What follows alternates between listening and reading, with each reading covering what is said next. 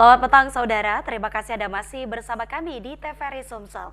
Kami hadir guna menayangkan hasil liputan yang berhasil dihimpun tim redaksi kami dan bersama saya Kristi Ayu. Berikut dua cuplikan utama Sumatera Selatan hari ini.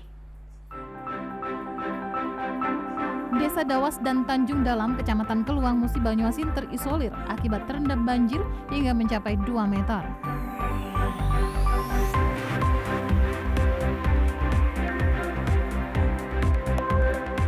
Menjelang bulan puasa, harga bawang putih meroket dan mengalami kenaikan mencapai 100%.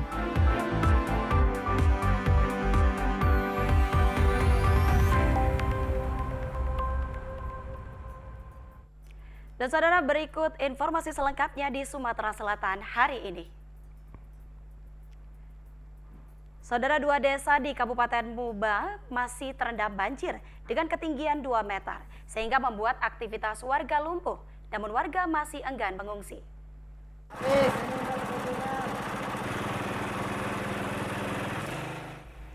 Tiga hari ini kondisi banjir di Desa Dawas dan Tanjung Dalam, Kecamatan Keluang, Musi Banyuasin masih terkepung banjir. Sehingga akses jalan keluar masuk desa masih terendam banjir 1 meter hingga 2 meter. Sehingga warga tidak bisa beraktivitas di luar rumah. Banjir juga masuk ke dalam rumah warga. Sebagian warga telah mengungsi ke rumah saudaranya yang tidak terdampak banjir. Namun, lebih banyak lagi warga yang masih enggan mengungsi dan memilih untuk bertahan menunggu surutnya banjir. Jam 10 malam sampai jam 5 pagi. Hujan itu? Hujan itu. Terus ayo naik terus. Sampai segini. Ya udah kaca ditempatin lagi rumahnya, Bu? Mana pacak lah. Terus kita ngungsi sekarang nih? Ngungsi. Mungkin tambah malam lagi ya. Leman hujan nih, Pak? Oh, hujan terus. Nah ini lebih besar lagi mungkin. Berat juga ini banjir, Pak? Iya. Jadi kita tidak ngungsi ini, Pak?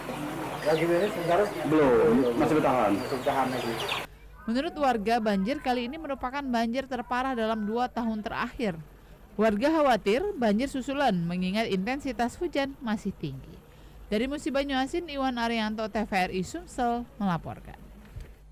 Saudara, akibat hujan deras yang melanda Tanjung Sakti, sebanyak 16 titik longsor yang terjadi menutupi jalan. Akibatnya akses jalan menuju Kabupaten Bengkulu Selatan menjadi terganggu bahkan sempat terputus. Di sepanjang Jalan Nasional Tanjung Sakti, material tanah kuning dari atas tebing turun dan menutupi jalan. Warga yang melintas harus hati-hati karena kondisi jalan sangat licin, terutama bagi pengendara roda 2. Belum lagi longsoran dari atas yang dikhawatirkan akan jatuh. Selain itu juga tumpukan material masih berada di sisi jalan nasional, terutama longsoran di Desa Sindang Panjang dan Gunung Ayu, Tanjung Sakti. Material tanah dan pohon roboh membuat kondisi jalan mengecil, dan kendaraan pun tidak bisa melintasi secara bersamaan. Menurut petugas BPBD Lahat Marjono, untuk titik longsor dari arah Pagaralam Tanjung Sakti, terdapat 9 titik longsor dan Tanjung Sakti ke Kota Mana ada 7 titik longsor.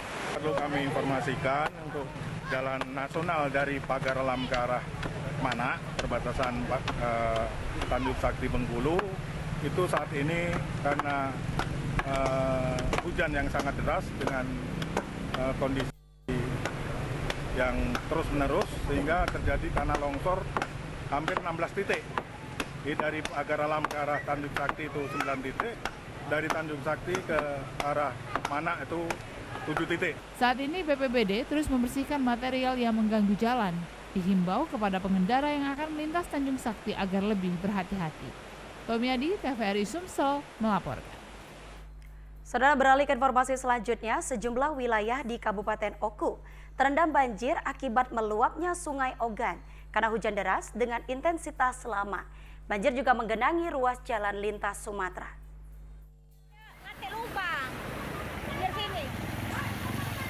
Hujan deras menyebabkan beberapa ruas jalan lintas Sumatera terendam dengan ketinggian air hingga mencapai lutut orang dewasa. Seperti halnya di jalan lintas Sumatera yang menghubungkan Desa Karangenda dan Desa Tanjung Karang, Kecamatan Batu Raja Barat, Kabupaten Oku yang terendam banjir. Kendaraan yang hendak melintas pun terjebak kemacetan. Warga sekitar dibantu aparat terjun langsung membantu kelancaran arus lalu lintas. Selain menyebabkan kemacetan, sejumlah kendaraan yang nekat menerobos banjir mogok. Ruas jalan yang sempit juga membuat arus kendaraan dari kedua bergantian untuk bisa menembus derasnya aliran air. Hujan deras. Tiap tahun ini hujan deras pasti banjir. Banjir ya. Akibat apa, Pak? Dari sungai ini rewokannya lah nih. Keluar. Sejak kapan, Pak? Tadi sekitar jam 5 tadi ini. Jalinsung di wilayah desa ini menjadi kawasan langganan banjir akibat luapan Sungai Ogan. Selain meluap ke jalan juga hingga ke pemukiman warga yang menghambat aktivitas warga. M. Wiwin, TVRI Sumatera Selatan melaporkan. Saudara, tiupan angin kencang menerjang wilayah di kawasan di kaki Bukit Sulap, Kota Lubuk Linggau. Sejumlah rumah warga mengalami kerusakan dan warga panik berhamburan keluar rumah mencari tempat yang aman.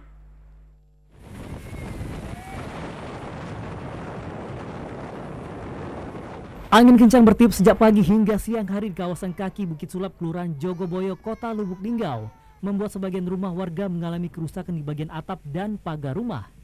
Warga yang panik berusaha menyelamatkan diri keluar rumah dan berlindung di tempat yang lebih aman, lantaran khawatir tertimpa reruntuhan material rumah maupun pepohonan di dekat rumah warga. Menurut Dewi, salah seorang warga mengatakan pagar dan atap seng rumahnya roboh serta terlepas akibat dari tiupan angin kencang. Angin kencang, angin tiung beliung lah cara ngomongnya. Apa Pak? Seng rubuh galo. Pagar-pagar nah. Rubuh-rubuh galo nih. Khawatir lah, jadi nunggu di luar. Iya, di luar tidak berani ke dalam. Agak ketimpa lagi parahnya nimpa rumah. Pasca terjadinya cuaca ekstrim angin kencang, hingga saat ini kondisi pagar maupun atap rumah yang rusak belum dapat diperbaiki. Sedangkan pihak petugas BPBD Lubuk Linggau belum melakukan pemantauan langsung ke lokasi kejadian. Dari Lubuk Linggau, Ferry Setiawan, TVRI Sumatera Selatan melaporkan. Akibat intensitas hujan yang cukup tinggi dalam sepekan ini, menyebabkan Sungai Musi meluap dan jembatan penghubung antar Kecamatan Ulu, Musi dan Kecamatan Paiker hanyut.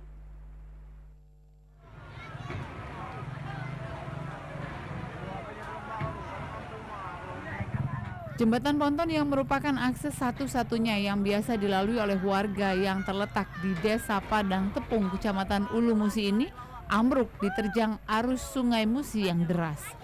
Selain menghanyutkan jembatan, terjangan arus Sungai Musi merusak dan meluluh lantakkan beberapa rumah milik warga. Tercatat 4 rumah warga hanyut terseret arus Sungai Musi dan puluhan rumah warga terendam air Sungai Musi. Kalau robot tadi 8:30. Sampai rubuhnya jam 7. Pada saat kejadian tadi Pak, tidak ada warga lagi melintas di atas jembatan? Tidak ada. Betul masih pagi. Kebetulan masih pagi-pagi kan. Ini informasinya jembatan ini memutuskan ada 2 kecamatan ya, Paiker dengan Ulu Musi ya? Ulu Musi dengan Kecamatan Sepengetahuan Bapak ada berapa jiwa di dalam itu Pak? 20.000. Pantauan lokasi, sejumlah titik ruas jalan lintas antar pagar alam Bengkulu juga terendam air dengan ketinggian hampir mencapai 1 meter. Akibat bencana banjir ini, akses di 3 kecamatan antara lain Kecamatan Paiker, Kecamatan Ulu Musi, dan Kecamatan Sikap Lumpuh tidak bisa dilalui kendaraan.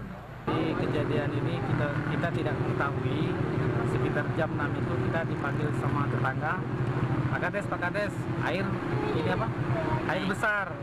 Waktu kita bangun, air itu udah di tangga. Jadi kita tidak bisa menyelamatkan barang-barang di rumah. Yang kita bisa selamatkan itu sejenis arsip-arsip. Sudah itu baju-baju itu aja yang bisa diselamatkan. Diharapkan dinas terkait untuk segera membantu warga dan mendirikan posko tanggap bencana. Sukma Aldino, TVRI Sumsel melaporkan.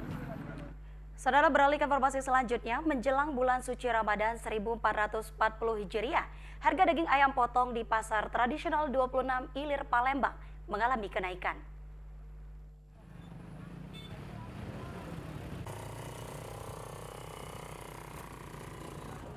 Harga daging ayam potong sebelumnya Rp27.000 per kilonya menjadi Rp35.000 per kilogram. Udin, penjual daging ayam di pasar 26 Ilir ini menuturkan, harga ayam memang terjadi kenaikan dan berfluktuatif, namun stok masih cukup banyak. Peminat daging ayam potong mengalami peningkatan, terutama banyaknya masyarakat yang melakukan ruahan. 3510-nya berapa deh? 28, 27. Nah, kenapa naik ini deh? Ramadan kan. Oh, dan menjelang puasa ya. Nah, harapannya kalau baca sampai puasa ini naik apa turun? Standar lah, bisa naik lagi. Oh. Udin menuturkan beberapa bulan ke depan harga ayam tidak bisa diprediksi tergantung dari stok yang ada. Apalagi menghadapi bulan puasa dan lebaran nanti, harga berfluktuatif tergantung stok dan permintaan yang ada. Muslimin Umar, TVRI Sumsel melaporkan.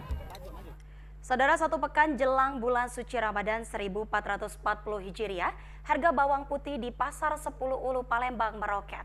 Dari Rp24.000 kini naik Rp48.000 per kilogramnya.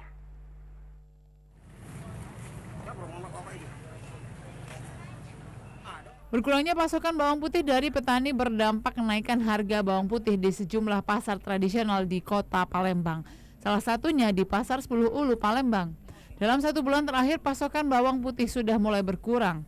Semula harga bawang putih dijual Rp24.000 per kilogramnya, kini naik menjadi Rp48.000 per kilogramnya. Masyarakat mulai bimbang dengan kenaikan harga bawang putih yang terus mengalami kenaikan, terutama jelang puasa dan diprediksi harga komoditi juga ikut merangkak naik. Rizal, salah satu pembeli di Pasar 10 Ulu Palembang, mengakui kenaikan harga ini sudah terjadi 1 bulan lalu. 48 itu naik kita Kak, naik harga bawang ini. Beratan lah bagi kita. Biasanya beli berapa kita Kak, 1 kilo?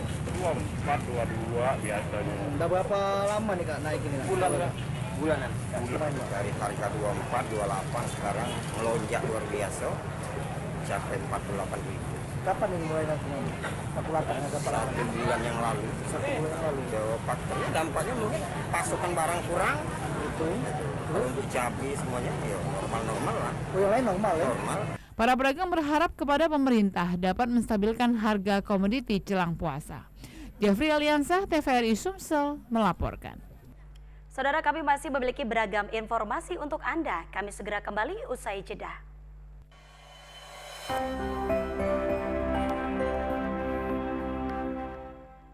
Terima kasih saudara masih bersama kami dan berikut informasi selanjutnya.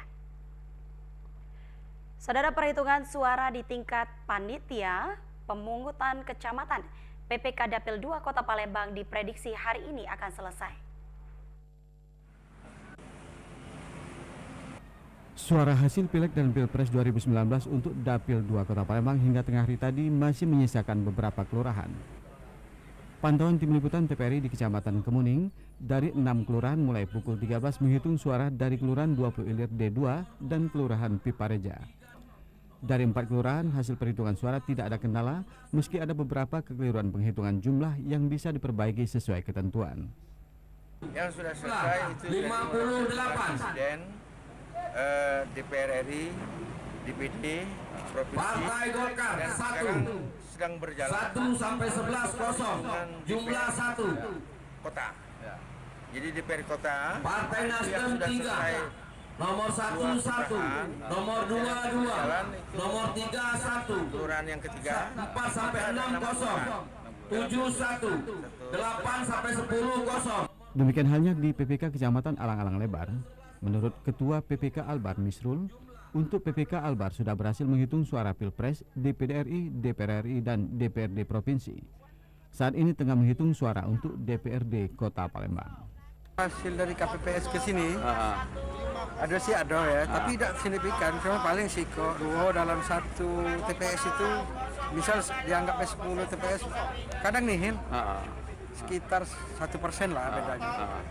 Tidak nyampe. Biasanya perbedaan itu apa, Pak? Ya misal kadang-kadang jumlah, salah jumlah. Kebanyakan salah jumlah. Di PPK Kecamatan Alang-Alang Lebar terdapat 4 kelurahan meliputi Albar 31 TPS, Talang Kelapa 120 TPS, Karya Baru 70 TPS, dan Srijaya 66 TPS.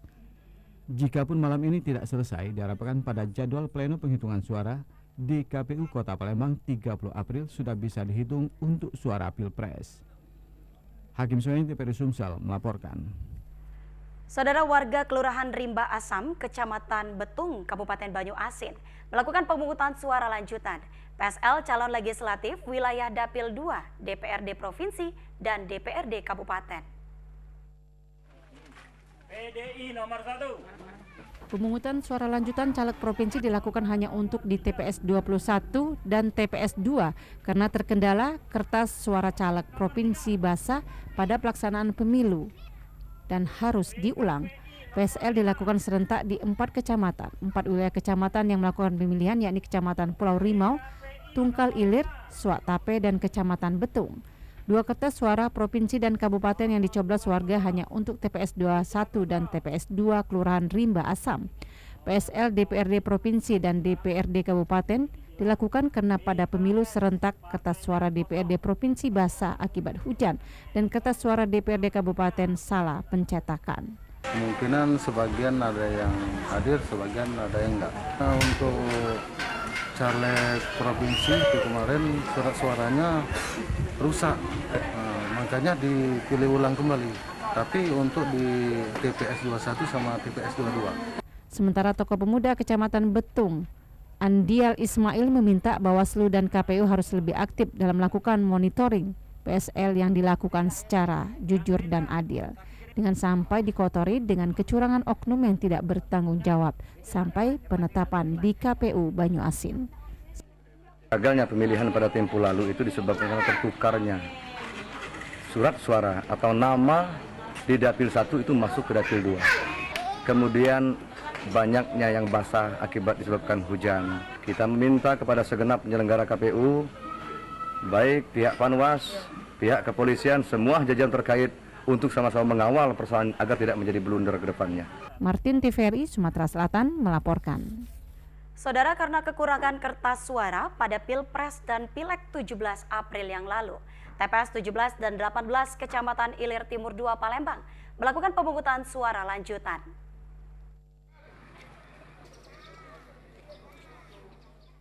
Sebanyak 13 tempat pemungutan suara TPS di Kelurahan Sungai Buah, Kecamatan Ilir Timur 2 Palembang serentak melakukan pemungutan suara lanjutan pemilihan presiden termasuk TPS 17 dan 18. Menurut Amanci, Ketua KPPS 17, pemilihan suara lanjutan ini di TPS 17 karena kurangnya surat suara pemilihan presiden pada tanggal 17 April yang lalu.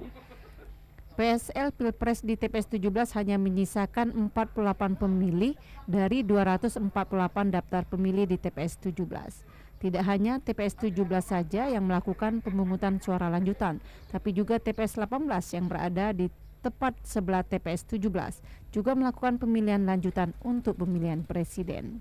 Kemarin pas pemilihan pemilu, memang kertas suara yang kita terima itu kurang. Jadi sebagian pemilih itu tidak bisa menggunakan hak pilihnya untuk presiden. Ada sekitar mungkin 56 suara. Dari 28 TPS yang direncanakan melakukan pemilihan suara lanjutan, hanya 15 TPS saja yang siap untuk melakukan PSL, sedangkan sisanya atas permintaan masyarakat setempat. Akhirnya dari rencana 28 TPS, 15 TPS di Kecamatan IT2 yang menggelar pemungutan suara lanjutan. Bram Anhar, TVRI Sumatera Selatan melaporkan. Laporan warga terkait dugaan money politik oknum caleg DPRD OI Dapil 4 terus berlanjut. Tim Gakumdu OI melakukan pemeriksaan terhadap 2 orang saksi. Diduga terjadi money politik pada masa tenang, warga desa Kalampadu, Kecamatan Muara Kuang melaporkannya ke Bawaslu Ogan Ilir. Terkait laporan tersebut, Gakumdu Ogan Ilir memeriksa 2 orang saksi yang dihadirkan pelapor. Selain 2 orang saksi pelapor juga disampaikan bukti konkret lainnya berupa uang pecahan Rp100.000 dan kartu nama oknum caleg Dapil 4 yang diduga melakukan money politik. Menurut pelapor, money politik ini dilakukan melalui tim di desa yang dibekali uang 5 juta untuk diberikan ke warga. Bukti yang sudah kita serahkan itu berupa uang senilai Rp100.000 dengan pecahan Rp50.000 beserta kartu nama salah satu oknum caleg ya dari Dapil 4 yang berinisial AH dengan yang kita duga melibatkan money politik dan melakukannya melalui tim yang ada di desa. Gakumdu Ogan Ilir terus melakukan pendalaman terkait kasus ini. Yudi Gromiko, TVRI Sumatera Selatan melaporkan dari Ogan Ilir. Mengantisipasi kesehatan petugas penyelenggara atau anggota PPK maupun pihak keamanan yang bertugas pada pemilu 2019, disiapkan tenaga medis khusus untuk menangani pasien pada saat bertugas. Pengamanan ditingkatkan sesuai dengan standar operational prosedur atau SOP oleh anggota Polres Oku bersama unsur TNI. Khususnya di gudang logistik, sedikitnya ada 41 personil pengamanan diterjunkan. 31 orang dari Polres Oku dan 10 orang lagi dari Kodim. Kabak Ops Polres Oku, Kompol M. Ginting mengungkapkan, seluruh personil yang disiapkan itu akan terus berjaga 24 jam sampai pleno di tingkat KPU. Sebagian besar PPK kecamatan di Kabupaten Oku sudah mengembalikan kotak suara yang berisi logistik pemilu ke gudang KPU di Jalan Ayani, kilometer 4,5 Batu Raja. Pengembalian logistik dilakukan usai merampungkan perekapan penghitungan suara di tingkat kecamatan. Seluruh anggota di lapangan masih dalam kondisi yang sehat dan semua proses berjalan dengan lancar, dan kami tentunya memberikan jaminan keamanan kepada Ketua KPPS untuk melaksanakan tugasnya, dan sekaligus kami melakukan pengamanan terhadap lokasi tempat PPK bekerja. Sejauh ini situasi dan kondisi pasca pemilu di Kabupaten Oku aman terkendali. Belum ditemukan hal-hal yang tidak diinginkan. MWIWIN TVRI Sumsel melapor. Saudara, beralih ke informasi selanjutnya, jika peraturan Kementerian Perhubungan nomor 12 tahun 2019 diberlakukan, maka pengguna ojek online akan dikenakan tarif baru sesuai wilayah operasional.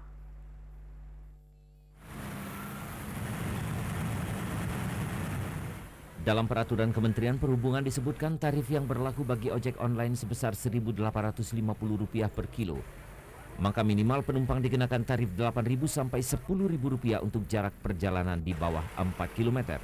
Nantinya, tarif ojek online dibagi 3 zona, yaitu batas bawah tarif paling rendah ditetapkan sebesar Rp1.850 per kilometer.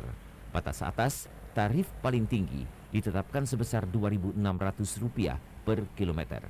Untuk wilayah Sumatera termasuk Palembang sendiri, tarif ditetapkan sebesar Rp1.850 per kilometer. Meski beberapa pengguna jasa ojek online masih ada yang enggan memberi tanggapan, namun menurut Kiki, kenaikan tarif ojek online hal yang wajar di tengah situasi ekonomi sulit. Sisi tidak keberatan, karena menurut saya kan kita lebih efektif, karena kita misalkan sewaktu-waktu, misalkan kita naik kendaraan umum, sewaktu-waktu kan kita misalkan kita mau berangkat jam 10, belum tentu itu langsung berangkat.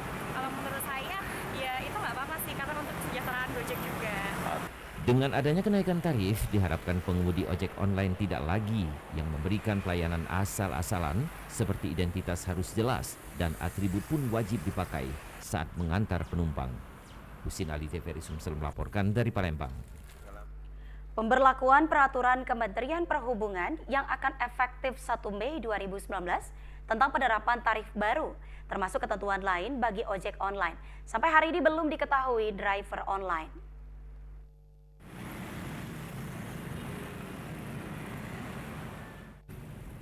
Sesuai dengan peraturan Kementerian Perhubungan, tarif yang berlaku bagi ojek online sebesar Rp1.850 per kilo. Dengan peraturan itu, minimal penumpang harus bayar Rp8.000 sampai Rp10.000 untuk jarak perjalanan di bawah 4 km. Peraturan Kementerian Perhubungan Republik Indonesia nomor 12 tahun 2019 tentang perlindungan keselamatan pengguna sepeda motor yang digunakan untuk kepentingan masyarakat dan keputusan Menteri Perhubungan Republik Indonesia nomor 348 tahun 2019. Untuk wilayah Sumatera termasuk Palembang sendiri, tarif ditetapkan sebesar Rp1.850 per kilometer. Namun sejumlah driver ojek online belum mengetahui jika peraturan itu akan berlaku 3 hari lagi. Belum tahu pasti, cuman tidak boleh parkir sembarangan. Agak kuat ini. Tidak boleh parkir sembarangan. Iya. Tapi sudah pernah ada mendengar peraturan Kementerian Perhubungan itu? Ada dengar ya? Belum tahu. Belum tahu juga. 3 hari lagi padahal. Solusinya Pernah lo mendengarnya? setuju ditetapkan. Setuju ya? Ya. Oke. Kalau tarif dinaikkan setuju nggak? Alhamdulillah setuju, syukur. Hah? Setuju lah. Setuju. Jadi semua mendukung intinya ya? Mendukung intinya. Iya. Oke. Dalam peraturan itu pengemudi tidak diperbolehkan mengangkut lebih dari 1 penumpang. Wajib mengenakan jaket yang disertai identitas, menggunakan celana panjang, sepatu, sarung tangan, membawa jas hujan dan helm berstandar SNI. Husin Ali TVRI Sumsel melaporkan dari Palembang. Saudara, informasi terkait rapat paripurna ke-58 DPRD Provinsi Sumatera Selatan akan segera kami hadirkan untuk Anda. Tetaplah bersama kami.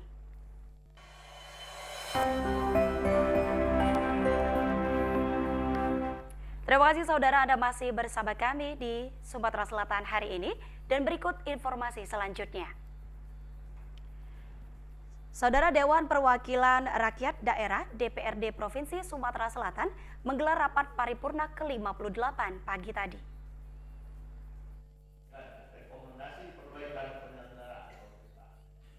Rapat paripurna ke-58 Dewan Perwakilan Rakyat Daerah Provinsi Sumatera Selatan pagi tadi dihadiri Wakil Gubernur Sumsel Haji Mawardi Yahya. Dipimpin langsung Ketua DPRD HM Agantada, didampingi Wakil Ketua DPRD Provinsi Sumsel Muhammad Yansuri dan Kartika Sandra Desi.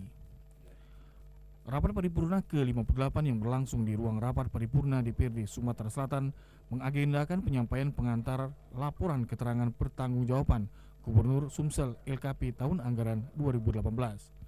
Wakil Gubernur Sumsel Haji Mawardi Yahya membacakan langsung LKP tersebut di hadapan sejumlah anggota dewan yang hadir. Dilanjutkan dengan pembentukan pansus-pansus. Akan saya sampaikan kata yang ditetapkan itu pembangunan tahun 2012 pada itu pertumbuhan ekonomi Sumatera Selatan pada tahun 2018 sebesar 6,04%, lebih tinggi dibandingkan dengan tahun 2017 yang sebesar 4,42%, dan juga lebih tinggi dibandingkan pertumbuhan ekonomi nasional yang sebesar 5,51%. Rapat paripurna ke-58 DPRD Provinsi Sumatera Selatan dihadiri pimpinan sejumlah badan usaha milik negara, badan usaha milik daerah, organisasi perangkat daerah, dan undangan lainnya. Tim Liputan TVRI Sumsel melaporkan. Beralih ke informasi selanjutnya, saudara, dalam menekan angka kemiskinan masyarakat Sumatera Selatan, diluncurkan aplikasi penanggulangan kemiskinan Sistem Informasi Gerakan Terpadu Serentak Sigertak Plus.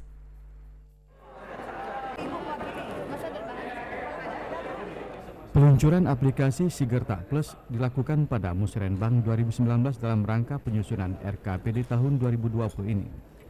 Aplikasi ini menurut Gubernur Sumsel Herman Deru berisi tentang penekanan untuk penyamaan persepsi terhadap semua kementerian, kelembagaan dan cabangnya di Sumsel, termasuk juga pemerintah kabupaten kota. Setelah diluncurkan, menurut Herman Deru tidak ada perencanaan pembangunan yang tidak bermuara pada penurunan angka kemiskinan dan peningkatan kesejahteraan masyarakat di Sumatera Selatan. Musrenbang ini menurut Kepala Bapeda Sumsel Dr. Ekowati digelar secara rutin setiap tahun. Namun demikian, Musrenbang kali ini tersusun program yang lebih menitik beratkan penurunan angka kemiskinan di Sumsel yang saat ini diketahui masih di bawah rata-rata nasional. Harapan saya setelah launching ini sudah tidak ada lagi daerah-daerah atau kabupaten kota yang merencanakan sesuatu program yang tidak bermuara pada kesejahteraan atau penurunan angka kemiskinan. Itu poinnya. Itu yang paling penting. Dengan aplikasi itu, maka provinsi dengan kabupaten kota bisa bersinergi. Kita bersinergi untuk penanggulangan kemiskinan. Kabupaten bisa langsung melihat permasalahan rumah tangga miskin di wilayahnya, kemudian menginput rencana-rencana programnya. Kita sama-sama bisa melihat dan membahas mana yang dibiayai oleh provinsi, mana yang dibiayai oleh kabupaten, dan mana yang kita usulkan ke nasional. Karena target kita menuju kemiskinan 1 digit. Sigertak Plus ini merupakan aplikasi berbasis data terpadu by name by address seluruh penduduk miskin di Sumatera Selatan. Sehingga nantinya akan dapat diketahui dengan pasti masalah yang dihadapi dan menyusun program kegiatan yang tepat sasaran. Muslimin Umar Hakim Suemi, Tim Liputan TVRI Sumsel melaporkan. Saudara, pemerintah Provinsi Sumatera Selatan memberikan bantuan berupa mobil operasional kepada TVRI Sumsel, LDII, dan Muhammadiyah yang diharapkan dapat dimanfaatkan secara positif. Guna mendukung operasional kerja stasiun TVRI Sumatera Selatan, pemerintah provinsi memberikan bantuan berupa mobil operasional. Perhatian pemerintah provinsi ini diserahkan gubernur kepada Kepala Bidang Pemberitaan TVRI Sumsel, Chandra Latukonsina di Gria Agung Palembang. Menurut Gubernur Sumsel, bantuan pemerintah kepada institusi dan organisasi ini merupakan bentuk perhatian yang diberikan kepada TVRI Sumsel, LDII, dan Muhammadiyah karena telah berkontribusi kepada negara, khususnya Sumatera Selatan.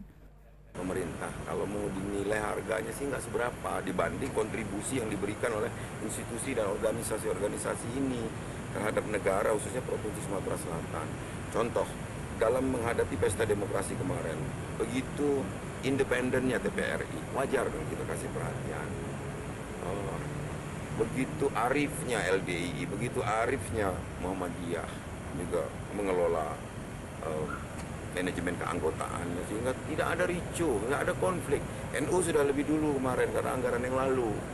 Bantuan kendaraan operasional yang diberikan Pemprov Sumsel sangat bermanfaat bagi operasional TVRI, LDII, dan Muhammadiyah.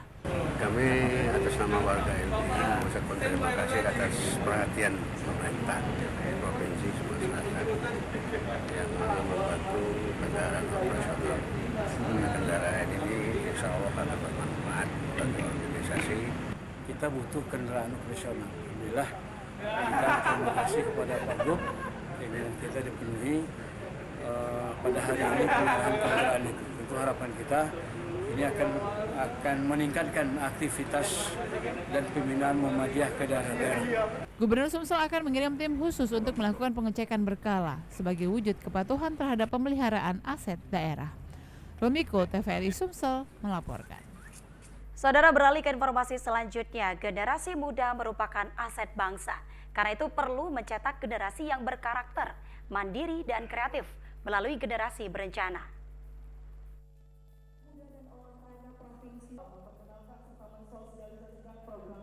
Sebagai implementasi Undang-Undang Nomor 52 Tahun 2009 tentang Perkembangan Kependudukan dan Pembangunan Keluarga, menetapkan peningkatan kualitas remaja dengan pemberian akses informasi pendidikan, konseling, dan pelayanan tentang kehidupan berkeluarga. Maka BKKBN sebagai salah satu institusi pemerintah harus mewujudkan tercapainya peningkatan kualitas remaja melalui program generasi berencana. Perwujudan itu diimplementasikan melalui pemilihan duta genre yang dipilih dari 250 mahasiswa se-Sumatera Selatan. Asisten Bidang Administrasi dan Umum Pemprov Sumsel, Edward Juliarta, mengatakan dengan adanya duta genre dapat mensosialisasikan kepada masyarakat terkait bahaya seks bebas, pernikahan dini, dan turut mengkampanyekan keluarga berencana. Maka dari itu kemudian kita memilih satu momentum yang namanya pemilihan duta genre ini agar mereka sadar bahwa kehidupan ini harus direncanakan. Pertama, generasi muda harus kemudian bisa menyadari bahwa yang namanya pernikahan dini itu kalau bisa dihindari. Kemudian yang kedua anti narkoba dan yang ketiga anti seks bebas. Remaja yang tegar. Jadi remaja yang tegar ini nanti akan menjadi contoh bagi remaja-remaja yang lainnya. Jadi remaja yang tegar itu adalah remaja yang pertama dia sehat. Yang kedua dia menghindarkan diri dari pernikahan usia anak, kemudian narkoba dan seks pranikah. Kemudian dia ingin mewujudkan cita-cita untuk keluarga kecil bahagia dan sejahtera. Finalis Duta Genre Sumatera Selatan 2019 disaring menjadi 25 pasang mahasiswa dari perguruan tinggi se-Sumatera Selatan yang bertujuan untuk membentuk karakter remaja yang tegar, mandiri, dan kreatif dalam menjalankan sebuah kegiatan. Restu Adi Pratama dan Wimaya Serustam, TVRI Sumsel melaporkan. Lansia Kota Palembang dan Kota Lubuk Linggau melakukan silaturahmi dengan pengurus tim penggerak PKK Sumsel di Gria Agung.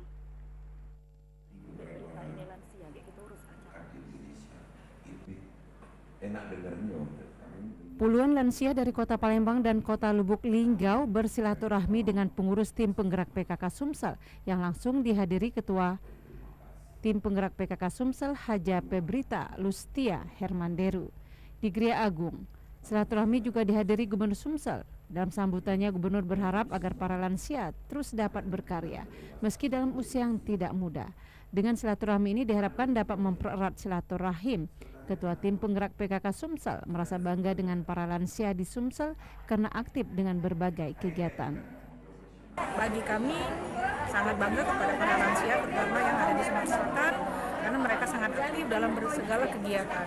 Jadi mereka para lansia tidak hanya tinggal di rumah menunggu hari-hari tua, tapi mereka mempunyai kegiatan-kegiatan yang positif yang mereka lakukan di beberapa kabupaten kota sesuai dengan wilayah mereka masing-masing. Kedepan silaturahmi ini akan terus dilakukan untuk saling bertukar pikiran tentang kegiatan positif di daerah masing-masing. Romiko, TVRI Sumatera Selatan melaporkan. Reuni atau temu kangen bertujuan menjalin kembali tali silaturahmi dan saling bertukar informasi sekaligus memberikan kebaikan.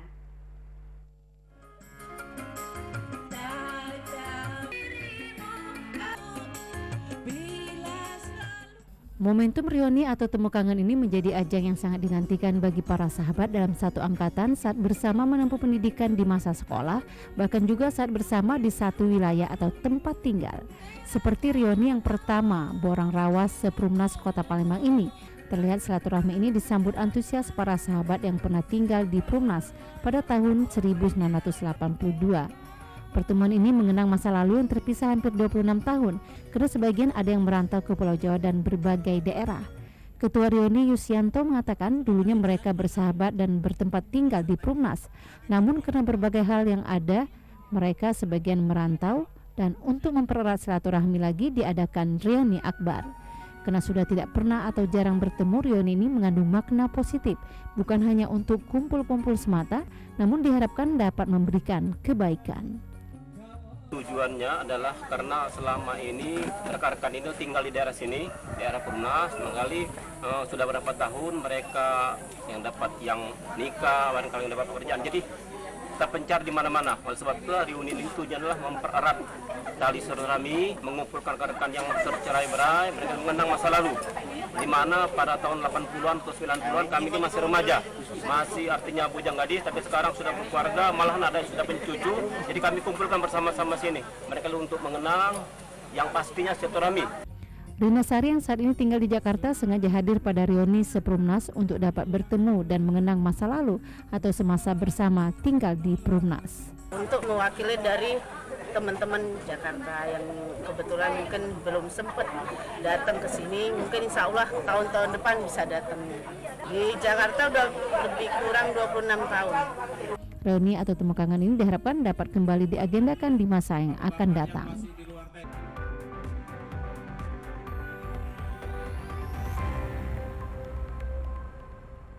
Saudara, menghadapi revolusi industri 4.0, dunia pendidikan harus meninggalkan materi dan kurikulum konvensional yang dipaksa selama ini. Revolusi industri 4.0 menjadi tantangan bagi dunia pendidikan, khususnya pendidikan tinggi di tanah air. Pada era ini, seluruh aktivitas digerakkan dengan sistem yang sama sekali baru, sehingga membutuhkan keahlian khusus dan tertentu pula. Ditandai munculnya lapangan kerja dan profesi baru yang masih asing, sementara lapangan kerja konvensional mulai tergerus. Menurut Guru Besar FKIP Universitas Muhammadiyah Palembang, Profesor Indawan Sahri, dunia pendidikan harus beradaptasi.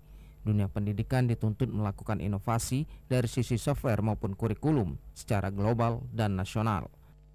Dunia pendidikan tidak hanya dapat mengandalkan materi-materi atau kurikulum yang memang sangat konvensional atau sangat tradisional. Sekarang dia harus beradaptasi dengan tantangan dunia tersebut, baik secara global maupun nasional.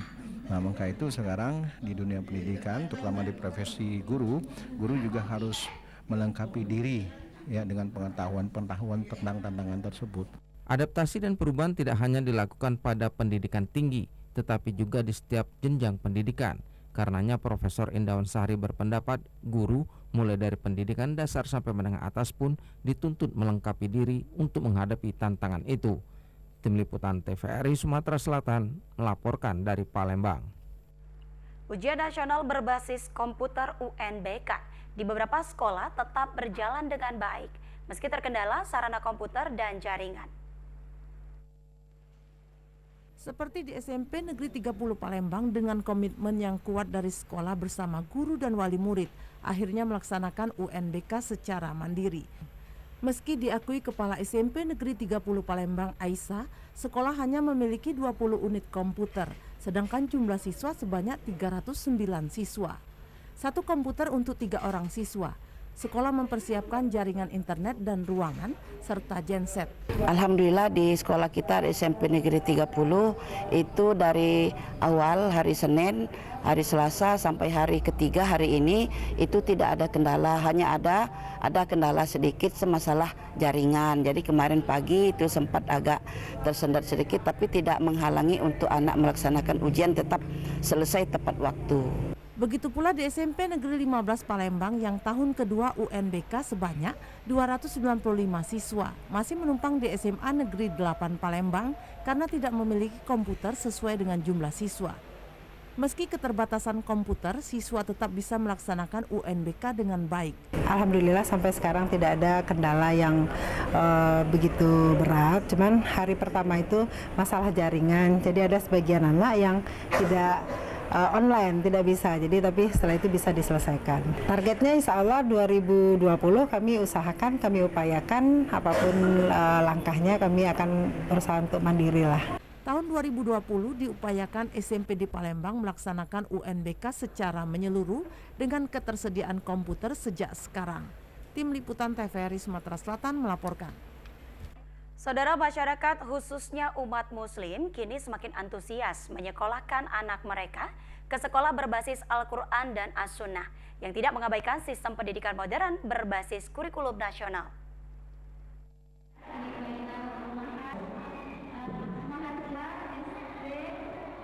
Semakin derasnya arus globalisasi dan transformasi harus diantisipasi dengan mempersiapkan generasi yang mampu membentengi diri dengan sejumlah dampak negatif yang ditimbulkan. Salah satu tempat untuk mendidik anak dengan basis Al-Quran dan As-Sunnah yaitu melalui pendidikan Islami, seperti yang ditekankan di Faza Islamic School Palembang. Tidak hanya di sekolah, melalui ustazah yang berpengalaman, mereka mendidik anak-anak generasi Islami dengan visi mengembangkan generasi Quran berkarakter. Bahkan dilibatkan juga para orang tua wali murid untuk bersama-sama mengkaji Al-Quran dan As-Sunnah. Kepala Sekolah Faza Islamic School, Wiwik Nopratilopa mengatakan, misi sekolah mendidik siswa menjadi insan berakidah dan berakhlakul karimah, penghafal Al-Quran dan hadis, memahami bahasa dan ilmu pengetahuan dengan kurikulum nasional.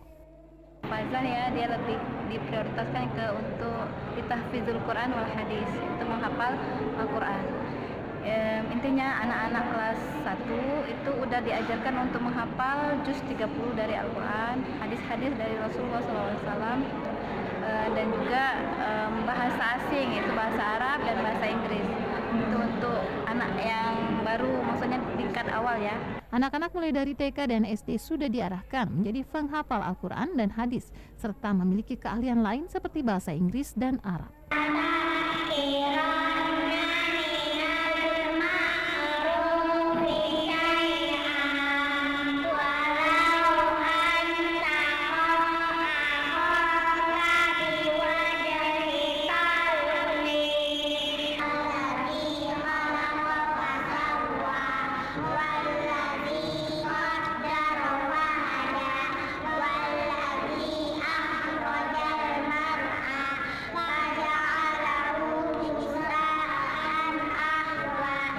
Selain kegiatan belajar di sekolah juga dilakukan kegiatan Selain kegiatan belajar di sekolah juga dilakukan kegiatan outing kelas yang bermanfaat bagi siswa. Tim Liputan TVRI Sumsel melaporkan.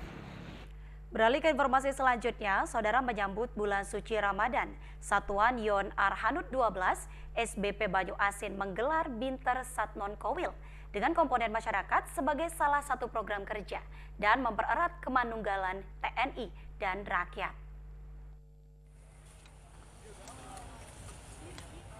Sekitar 200 prajurit Arhanud 12 SBP yang dipimpin langsung dan Yon Arhanud, Letkol Arhanud Paris Kurniawan, dan lebih dari 150 warga Kelurahan Sukomoro melakukan pembersihan di TPU Rimbo Sama Kelurahan Sukomoro, Kecamatan Talang Kelapa bersama masyarakat.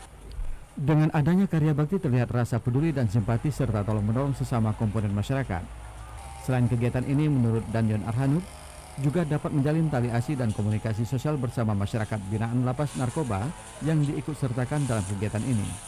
Karena tugas pokok Binter bisa tercapai rencana dan tuntutan Kodam 2 Sriwijaya. Pembinaan teritori yang dilaksanakan bukan semata-mata dilaksanakan oleh TNI Angkatan Darat, tetapi mengikut sertakan seluruh komponen masyarakat. Intinya adalah kita meningkatkan kemanunggalan TNI dan rakyat. Semoga dengan kegiatan ini semakin dapat memberikan kontribusi nyata dari Angkatan Darat kepada masyarakat, sehingga kemanunggalan TNI dan rakyat dapat diciptakan khususnya di wilayah sekitar Satuan Yon Arhanud. Camat Palangkelapa Arifin Nasution mengharapkan dengan adanya karya bakti dan gotong royong, pembersihan di TPU Rimbo Sama ini nantinya warga bisa terus merawat dan menjaga kebersihan wilayah TPU tersebut sebaik mungkin dan dapat mempererat tali persaudaraan antar komponen masyarakat Kelurahan Sukomoro. Prinsipnya yang pertama kita mengingatkan bahwa kita ini akan ada kematian. Itu yang pertama.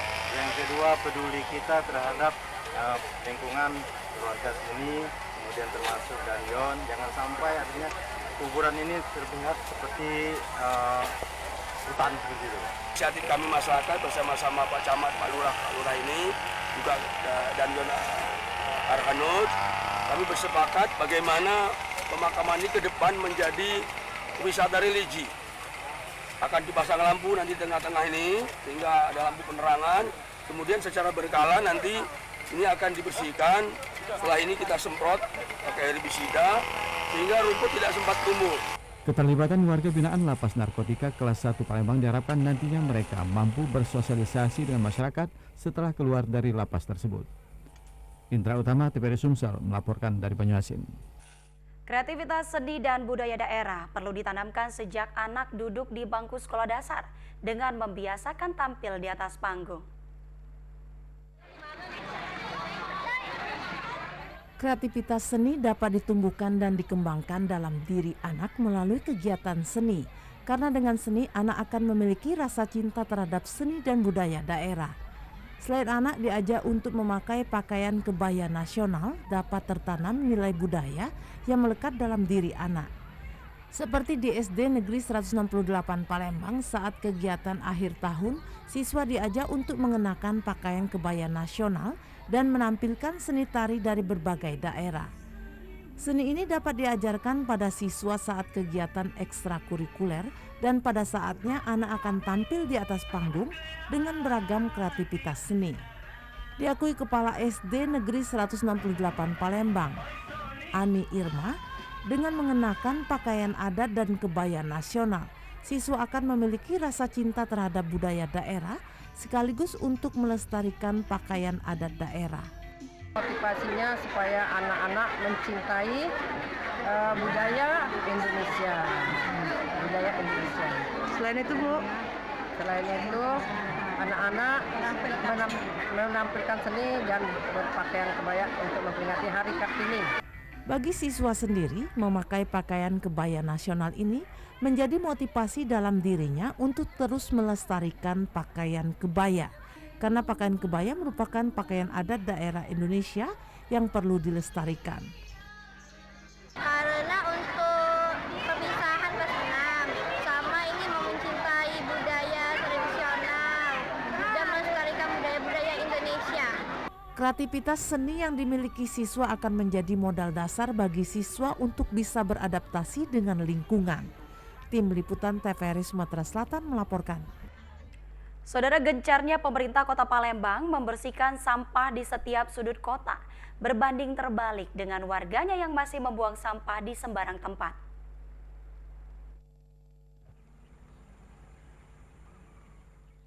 Di sepanjang jalan ini terpantau ada beberapa titik sampah yang dibuang warga di pinggir jalan sehingga membuat penyempitan jalan.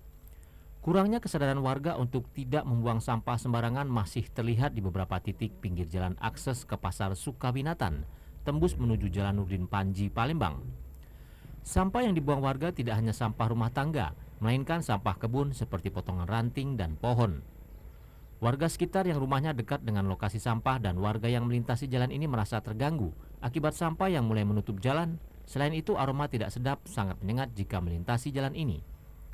Suhaimi, warga yang sering melintasi jalan ini, menuturkan warga sekitar Sukawinatan sering membuang sampah di tempat ini sehingga setiap hari terus bertambah. Warga lewat. Nah ya, warga ini kan dekat di tempat. Iya, tempat sampah dekat ya. Jadi terpaksa membuang di yang tempat yang ngadu ini. Iya, mungkin. Ini kan sampai ke tengah jalan kan sampahnya kan? Biar dibersihkan sama pemerintah, Pak ya. Tidak adanya tempat penampungan sementara di lokasi ini membuat warga sembarangan membuang sampah hingga di tengah jalan. Wijaya Kusuma, Tim Liputan TVRI Sumsel melaporkan. Saudara, informasi tadi sekaligus menutup perjumpaan kita pada petang hari ini. Jangan lupa terus saksikan Sumatera Selatan hari ini. Saya Kristi Ayu, mewakili kerabat kerja yang bertugas. Pamit undur diri, sampai jumpa.